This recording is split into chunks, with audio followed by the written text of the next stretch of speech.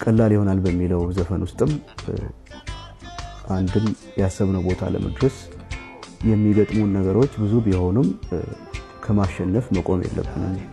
የሚያጋጥሙን አስቸጋሪ ነገሮች ሁሉ ጥንካሬ እየሰጡ የሚያፈናጥሩን መድረስ ወደምንፈልግበት ቦታ ነው። ስለዚህ የገደሉን ጥልቀት ወይም የተራራውን መቆምና ርቀት እያሰብን ካሰብንበት መጥፋት የለብንም።